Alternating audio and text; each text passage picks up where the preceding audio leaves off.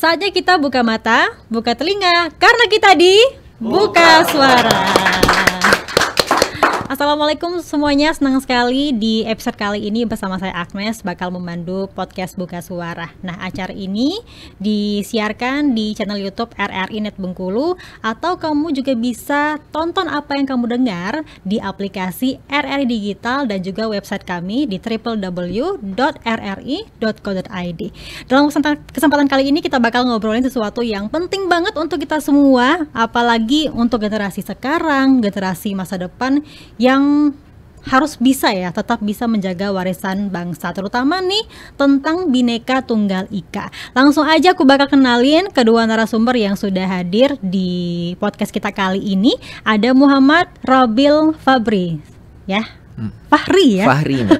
Muhammad Robil Fahri, Gubernur Mahasiswa BEM Visip Unip, dan juga ada Dwi Fitriani Junanti dari Kosmip, Komunitas Mahasiswa Visip Unip. Halo Dwi dan juga Rabil. Halo Mbak. Gimana kabarnya? Alhamdulillah baik. Baik ya. Aku ngelihat mereka berdua ini berasa nostalgia waktu masa-masa kuliah ya. Ternyata kita dari kampus yang sama gitu. Ini aktivitasnya sekarang apa aja nih selain aktif sebagai mahasiswa dan juga mahasiswi? Kalau Dwi gimana?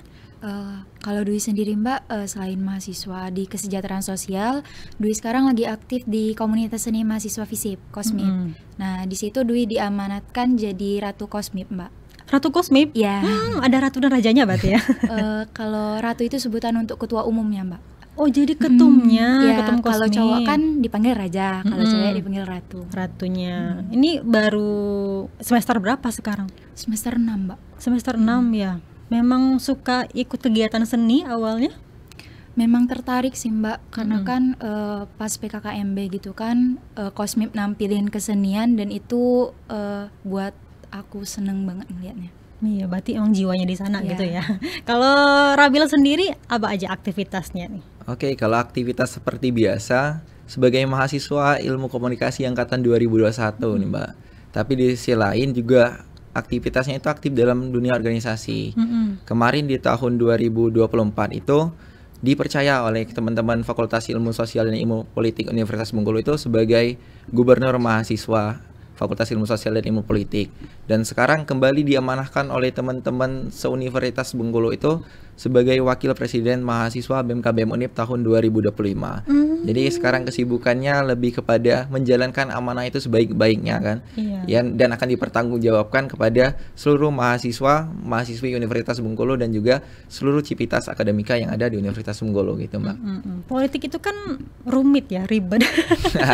Ini emang anak politik awalnya dari waktu SMA ikut OSIS atau gimana tuh? Iya tuh, waktu SMA dulu aktif di yang namanya OSIS kan, dimana emang tertarik di dalam dunia organisasi, dan di sisi lain juga ingin menantang diri. Kita nih suka menantang diri Mbak, orangnya kan.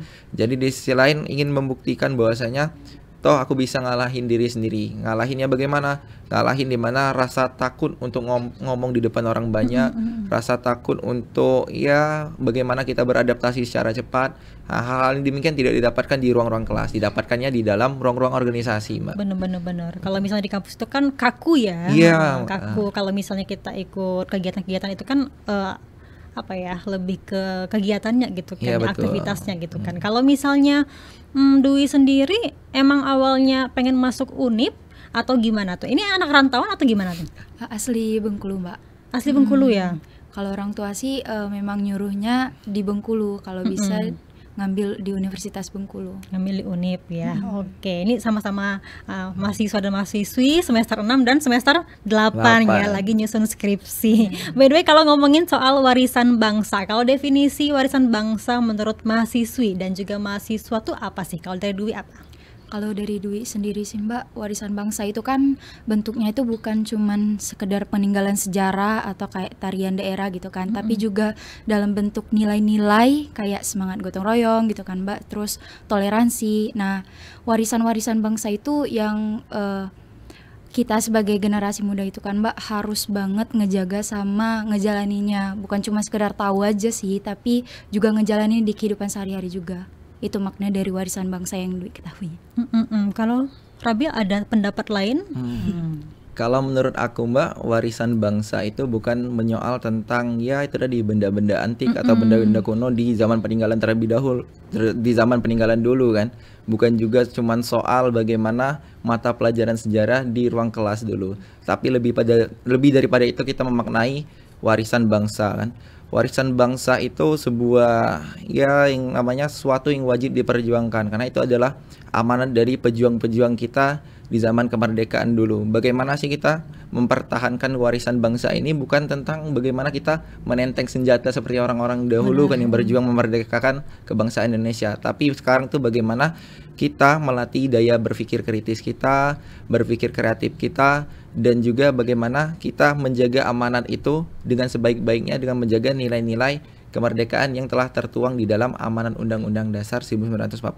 Itu kalau aku mengartikannya, Mbak. Apalagi generasi sekarang nih ya, yang betul. serba digital gitu kan, kita juga bukan cuma dituntut untuk kenal warisan budaya, tapi juga berpikir kritis tadi ya, berpikir kreatif dan mengeluarkan inovasi-inovasi baru seperti itu ya.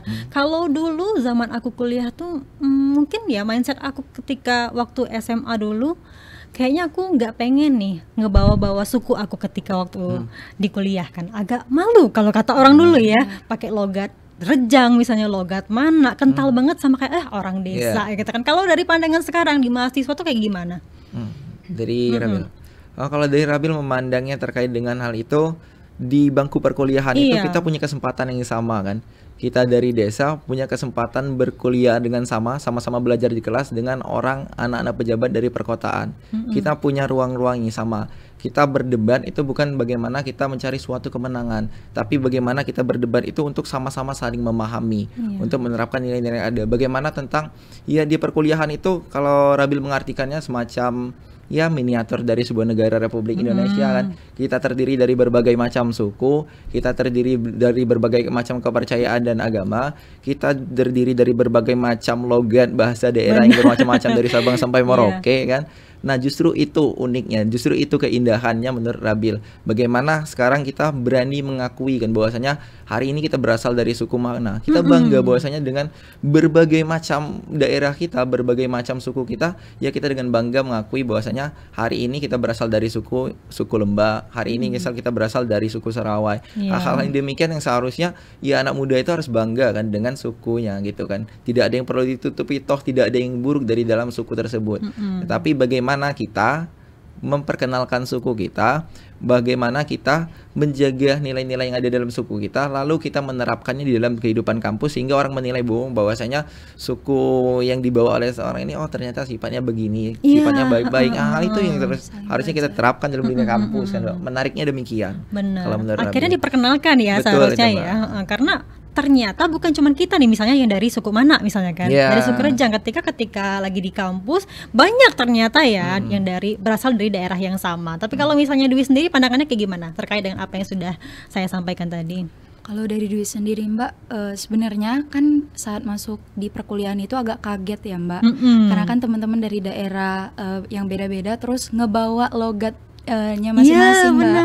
Kan teman-teman Dwi kebetulan di jurusan itu kebanyakan dari mana? Dan mereka itu nggak bisa pakai bahasa Indonesia Mbak, tapi pakai bahasa mana? Nah, pasti sulit ya penyesuaiannya kan? Benar.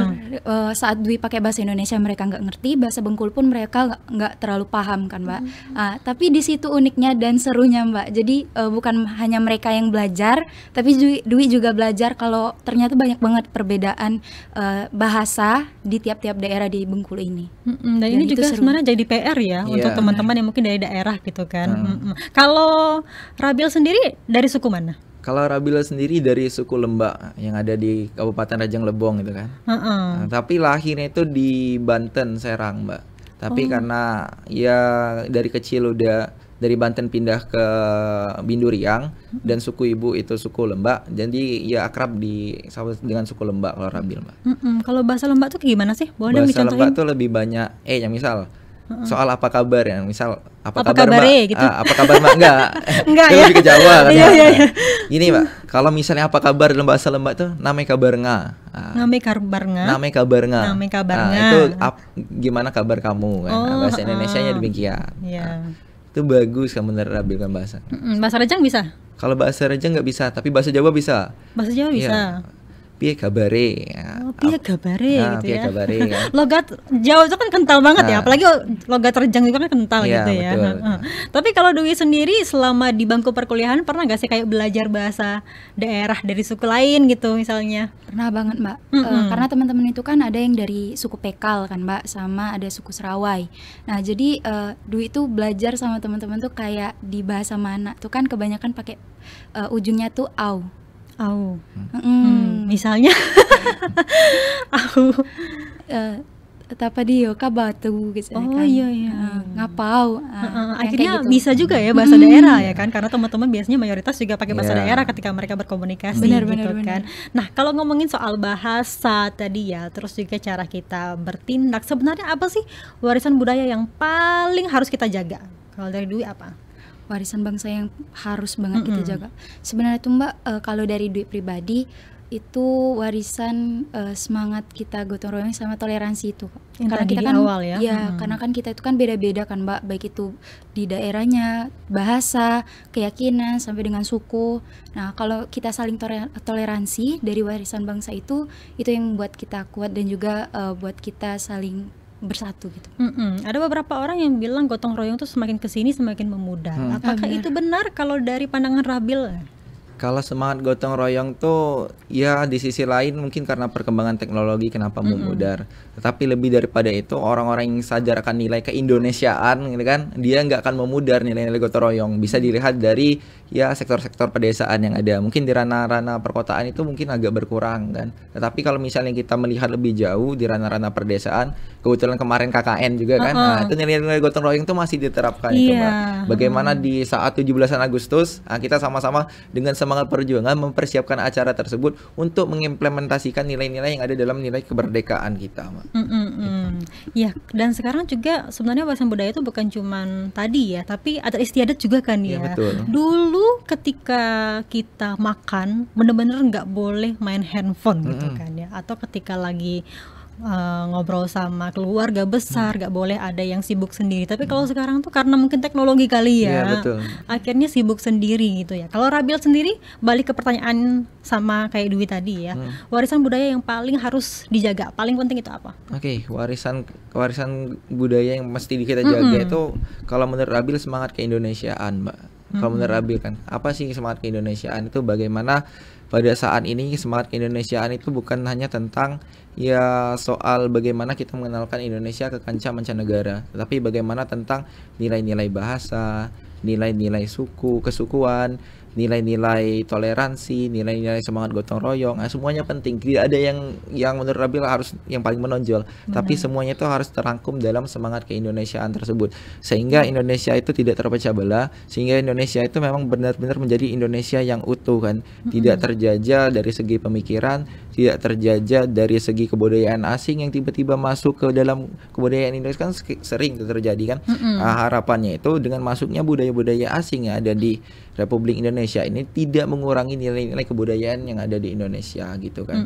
Baik itu dari segi model, baik itu dari segi warisan budaya seperti batik. Nah, hal demikian yang mesti kita jaga bersama. Bener-bener sekarang zaman digital ya, kayaknya budaya-budaya luar negeri itu juga kadang masuk kan ya ke Indonesia dan juga diterapkan gitu kan. Misalnya kayak orang-orang yang suka K-pop gitu kan, suka Jepang gitu kan, suka ala-ala Belanda misalnya ya. Itu pengen pernikahannya ala-ala Belanda gitu. Pernikahannya ala-ala Korea gitu ya. Tapi kalau menurut aku sendiri lebih baik mereka tetap pakai, nggak apa-apa gitu kan, suka kan. Yang penting tidak meninggalkan adat istiadat mereka di asli gitu kan. Kalau dari Rabil sendiri gimana nih pandangannya? Apalagi mungkin orang-orang yang misalnya suku aslinya mana nih, tapi nggak pengen pakai baju pernikahan mana gitu kan, pengennya yang ke arah modern bukannya tradisional. Itu gimana pandangannya?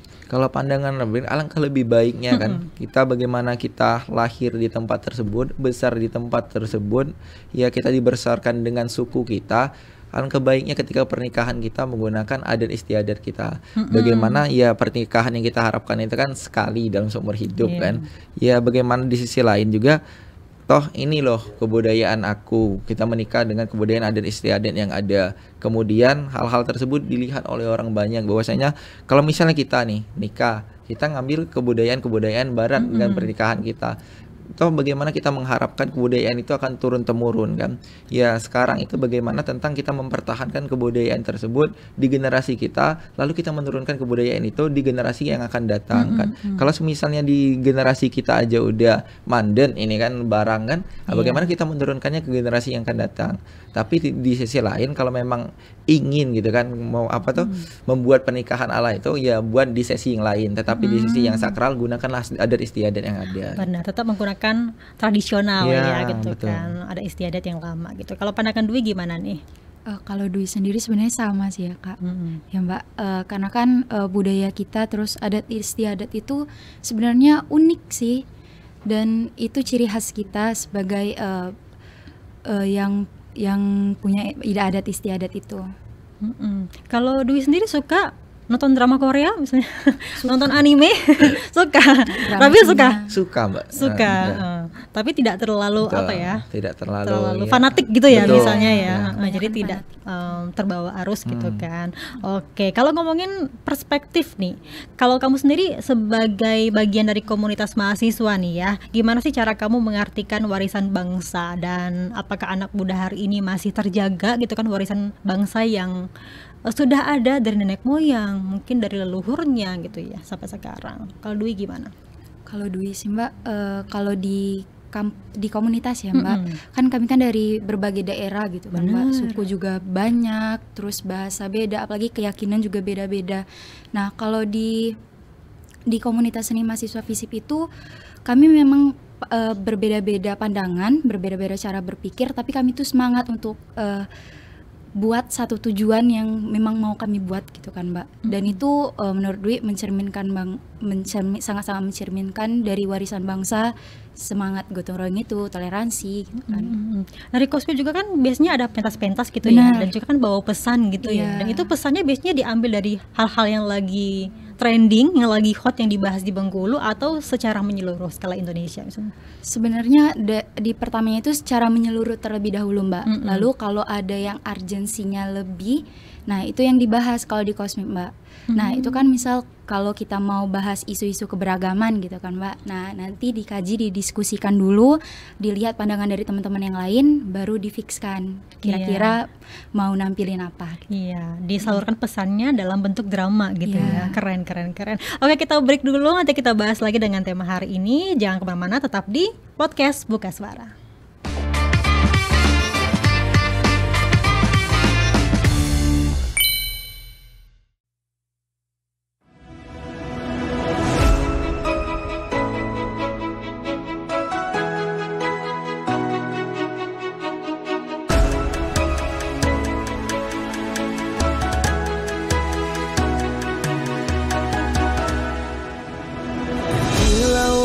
Samudra terbentang khatulistiwa, di situ ku ada bersamamu saudara.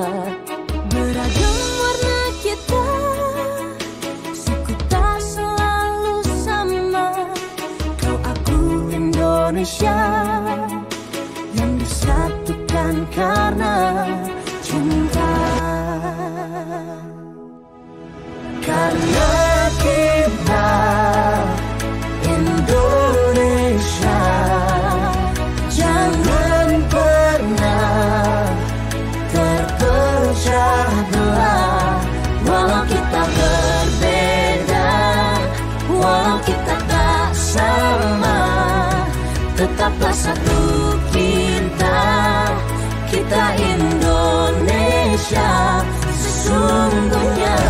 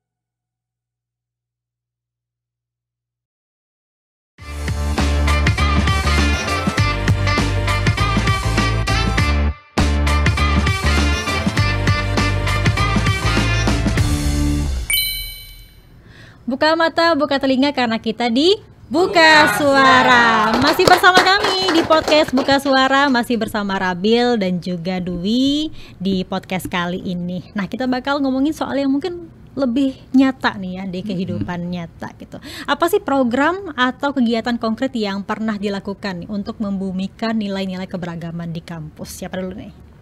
Boleh, siapa dulu nih? Ayo siapa? Dwi dulu. Ladies first ya. Kalau Dwi Mbak, di komunitas seni mahasiswa FISIP Kosmip itu kami pernah ngelakuin kegiatan yaitu titik satu tari Mbak. Nah jadi di sana kami buat program keberagaman yang mana dari tari-tarian berbagai macam daerah gitu disatuin dalam satu tempat Mbak. Jadi Kosmip itu ngewadahin mereka untuk nampilin tari-tarian dari daerah masing-masing. Oh, tari kombinasi gitu ya ini ya. Iya. Tujuannya memperkenalkan setiap tarian yang ada di daerah gitu. Baik dari Bengkulu maupun dari luar Bengkulu. Kemarin itu ada yang bawa tari Bali Mbak, tari kecak. Oh iya. Ya. Jadi kalian belajar rame-rame gitu ya? Sebelum penampilan itu belajar sama-sama, terus ditampilin satu-satu Mbak. Tiap daerah nanti ada gabungannya. Oh, berarti pernah ngadain event gitu misalnya di Kosmip? Iya, event titik satu tari itu tadi Mbak. Tadi. Selain itu ada nggak misalnya yang mungkin kerjasama sama BEM misalnya ya, atau dari kampus misalnya dari FISIP lah gitu? Oh, kalau dari FISIP sendiri itu Mbak, kemarin itu pernah Kampung Seni. Kampung Seni Ya. ya. Kegiatannya apa aja di sana? Kegiatannya itu kan temanya kan seberapa Bengkulu kita kan Mbak. Nah itu memperkenalkan tentang keberagaman yang ada di Bengkulu Mbak. Jadi baik itu dari bahasa, terus suku-sukunya, terus ada workshop juga mengenai bahasa-bahasa daerah yang beragam banget di Bengkulu ini. Oke, berarti benar-benar literasi ya, Iya, sama mahasiswa gitu. Oke, pendapat Rabil sendiri gimana, Rabil? Oke, terkait dengan program Nilai-nilai keberagaman ya, yang nilai-nilai relate keberagaman sama- artinya kita bicara tentang Bhinneka Tunggal Ika kan, berbeda-beda tetapi tetap saja juga. Lalu bagaimana sih kita menerapkan nilai-nilai tersebut dirangkum dalam sebuah program? Yang namanya Badan Eksekutif Mahasiswa itu akan melaksanakan yang namanya program PKKMB, pengenalan kehidupan kampus mahasiswa baru. Benar. Di dalam PKKMB sendiri kan kita lihat bahwasanya mahasiswa baru itu yang pertama dia akan terkejutkan dengan berbagai macam orang dari berbagai daerah, berbagai macam suku, Iya. berbagai macam bahasa, berbagai macam juga logan bahasa yang ada tadi kan. Nah, tetapi yang ingin kami perkenalkan nilai-nilai dalam PKMB yang mengenai warisan budaya ini tadi atau warisan bangsa tadi, tentang bagaimana kami memberi wadah kepada seluruh mahasiswi yang berasal dari berbagai macam daerah tersebut dengan kebudayaan yang ada. Misal IMAPA, Ikatan Mahasiswa Papua, silakan menampilkan tarian khas Papua yang di dalam PKKMB tersebut. Ikatan Mahasiswa Karo, silakan kenalkan budaya tarian Karo yang ada Dikasih tersebut. ruang Ya. untuk memperkenalkan gitu ya. Betul. Terus ada lagi Ikatan Mahasiswa Lampung yang dengan kebudayaan Lampungnya bagaimana, tarian-tariannya bagaimana, itu dituangkan dalam nilai yang ada di PKKMB. Terus lebih daripada itu, kami juga mempunyai program nasional namanya Ekspedisi Bumi Rafflesia, Mbak. Nah, di dalam Ekspedisi Bumi Rafflesia ini juga menjangkau dari berbagai macam kampus yang ada di Indonesia. Artinya keberagaman tersebut akan ada di dalam Ekspedisi Bumi Rafflesia tersebut. Bagaimana ya nantinya akan bertemu kan budaya baru dari daerah ini bagaimana, dari daerah provinsi di Nusa Tenggara bagaimana. Hal-hal tersebut dituangkan dalam program yang namanya pengabdian yang sifatnya nasional nih tadi. Terus lagi ada yang namanya sekolah aktivis. Bagaimana kami mengartikan bahwasanya warisan bangsa itu juga bukan hanya tentang berbentuk benda atau bentuk tarian saja, tapi berbentuk berpikir kritis tadi. Kami ingin bahwasanya di dalam sekolah aktivis ini akan lahir orang-orang yang akan berpikir kritis kan, orang-orang yang akan check and balance segala kebijakan-kebijakan yang ada, orang-orang yang akan terus menyuarakan kebenaran seperti pejuang-pejuang yang ada di terdahulu, Bung Karno dan yang lain. Terus di sisi lain juga kami punya program yang namanya ruang advokasi, Mbak. Di mana di ruang advokasi ini kami memberikan wadah seluas-luasnya untuk seluruh mahasiswa-mahasiswi Universitas Bengkulu, Civitas Akademika untuk mengadu kepada kami Badan Eksekutif Mahasiswa atas seluruh permasalahan-permasalahan yang terjadi kepada mereka, baik itu sifatnya individu maupun itu sifatnya keorganisasian, sehingga kami membuka peluang seluas-luasnya, tidak terbatas, baik itu dari suku A, B atau C, semuanya bisa mengadu kepada kami, sehingga kami bisa membantu atas permasalahan-permasalahan yang ada dan memecahkan solusi-solusi yang ada. Itu terkait dengan itu. Lalu ada lagi tentang ya nilai-nilai seperti diskusi-diskusi yang sifatnya terbuka. lalu kami melibatkan ya dalam kegiatan konsolidasi, semua bisa gabung kan dalam hal tersebut. Dan kami mencerminkan bahwasanya kampus itu adalah sesuatu yang inklusif, terbuka untuk seluruh elemen-elemen suku, elemen-elemen bangsa untuk sama-sama menuangkan ide-ide, pikiran, gagasan-gagasan yang ada dalam suatu program yang akan kami lakukan ke depan, sehingga program tersebut bisa maksimal kami laksanakan dan mencerminkan nilai-nilai Bhinneka Tunggal Ika. Iya, banyak juga ya ternyata ya kegiatannya ya. Ya, banyak. Itu program unggulannya aja itu, Iya, Mbak. Nah, yang lain yang sifatnya Rabia diskusi, sendiri nggak seminar. kewalahan emang. Kalau kewalahan itu kita kerjanya kerja tim, bukan Uh-uh. kerja sendiri. Jadinya kalau kerja tim itu ringan. Ya, namanya semangat gotong royong juga Iya, tercermin di sana tadi ya. Mungkin bagi orang yang suka beraktivitas, enjoy aja Iya, gitu enjoy ya. aja. Berarti BEM ini juga menerima aduan ya. Betul, Mbak. Menerima keluhan dari mahasiswa-mahasiswi Iya, ya. betul. Ini yang paling banyak tentang apa nih? Boleh nggak Ya, disebut? satu menyoal tentang fasilitas-fasilitas, kedua menyoal tentang ya masalah-masalah yang sifatnya pribadi. Terus kalau mahasiswa baru itu banyak ngadu tentang UKT. Hal demikian yang coba kami perjuangkan bahwasanya hari ini Badan Eksekutif Mahasiswa Universitas Bengkulu berkomitmen tidak ada yang putus kuliah, baik itu dari daerah berbagai macam daerah yang terisolir, baik pun dari orang-orang yang tidak mampu, sehingga nanti kami komitmen untuk mengawal hal tersebut sehingga orang punya kesempatan sama untuk belajar, Mbak. Kami komitmen terkait dengan hal itu. Tapi nama pengadunya ini diprivasikan Iya, ya? ada yang minta, kalau misalnya dia nggak minta privasi, kami bakal publikasi. Kalau misalnya minta privasi, kami bakal publikasikan hal tersebut. Iya. Sehingga kami bisa menjadi penjembatan kan kepada orang-orang yang mempunyai pemangku kebijakan di kampus gitu. Wow, keren juga ya. Zaman aku nggak tahu nih ada apa enggak ya. Oke, kalau Dwi sendiri ngomongin soal digital nih ya. Sekarang kan zaman medsos, semua konten ada di sana gitu ya. Sebenarnya konten-konten yang ada sekarang itu menyatukan atau malah memisahkan kita gitu. Sebenarnya itu tergantung ya Mbak, kita mau ngambil dari sisi mana. Banyak banget konten-konten yang ngebuat kita itu semangat dan juga jadi tahu mengenai keberagaman yang ada di Indonesia ini. Nah, tapi ada juga kan di zaman sekarang itu banyak banget konten-konten yang nyebarin hoax atau ujaran kebencian gitu kan ya, Mbak. Dan itu ngebuat orang-orang jadi salah paham satu sama lain, dan itu bisa memecah belah satu sama lain sih Mbak. Sebenarnya tuh apa ya, judgmental tuh bener-bener ngeri banget ya. Apalagi apa ya, media tuh kadang bisa menggiring opini kan ya, entah itu hoax atau enggak. Kalau misalnya di komennya banyak yang menghujat ya ikut akhirnya nimbrung gitu ya. Kalau pandangan Rabil sendiri gimana tentang media sosial sekarang gitu ya, apakah menyatukan, apakah memecah belah kita? Oke, kalau Rabil yang memandang media sosial pada saat ini itu seperti pisau bermata dua, Mbak. Waduh. Ya, bisa jadi senjata dan juga bisa melukai kan. Nah, di sisi lain kenapa sih Kak Rabil bilang begitu? Satu, bagaimana menyoal kita memanfaatkan media sosial. Kalau misalnya di dalam media sosial tersebut kita mudah termakan framing media, maka sangat mungkin kita dari berbagai macam suku atau bangsa ini terpecah belah dengan polarisasi yang ada, sehingga kita punya sifat stereotype yang ada dalam kesukuan kita, kan tidak boleh untuk. Lalu kedua, tentang ujaran-ujaran kebencian atau berita hoax yang beredar di pada media sosial pada saat ini. Kadang kan kita tidak bisa akan menyamai orang itu, bisa menyamaratakan bagaimana memfilterisasi media-media yang ada. Tetapi ya upaya-upaya itu akan dilakukan kan. Terus bagaimana sih memanfaatkan media ini sebagai sesuatu yang nantinya menguntungkan kita, menjadi senjata untuk kita. Satu, bagaimana kita memanfaatkan media ini sebagai wadah konten-konten yang sifatnya Kebhinekaan Tunggal Ika. Bagaimana kita memanfaatkan media sosial ini sebagai upaya-upaya untuk mempersatukan. Bagaimana kita memanfaatkan media sosial ini untuk menyuarakan apa yang menjadi kebenaran. Nah, pastinya kita menggunakan media sosial dengan hal-hal yang demikian, sehingga sifat-sifat yang kenegatifan tentang media sosial tadi, stereotype, baik itu tentang berita hoax ataupun ujaran kebencian, itu bisa kita filterisasi. Jadi kita sebagai mahasiswa itu bukan hanya sebagai penerima pesan saja. Kalau bisa kan, kalau misalnya itu berita yang tidak benar atau hoax, ya kita perangi berita tersebut, entah itu dengan direport atau membuat konten balasan. Nah, biasanya mahasiswa kan sifatnya demikian, harus kreatif gitu. Sama kayak komunikasi ya. Betul, kreatif, bersifat cerdas, komunikator dan komunikan gitu kan. Belajar jadi kita ya. Oke, terakhir nih mungkin bisa kasih harapan dan juga pesan-pesannya nih ya terhadap generasi sekarang terkait dengan tema kita di hari ini. Kalau dari Dwi gimana? Kalau dari Dwi, harapannya semoga generasi yang akan datang, yang mendatang, generasi muda itu bisa tetap bangga dengan bangsa yang beragam ini, Mbak. Dan jangan terpecah belah, dan harus tetap terus kuat, karena keberagaman itu yang buat kita kuat dan keberagaman itu yang buat kita unik. Benar. Gitu.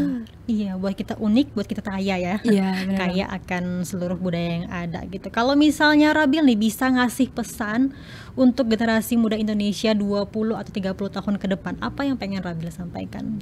Oke, pesan yang ingin disampaikan untuk generasi 20 tahun atau 30 tahun ke depan itu menyoal tentang Bhinneka Tunggal itu adalah berbeda-beda tetapi tetap satu juga. Jangan sampai dijadikan perbedaan itu sebagai ya cara kita memukul, tapi jadikan perbedaan itu sebagai upaya kita untuk merangkul teman-teman kita, merangkul orang banyak.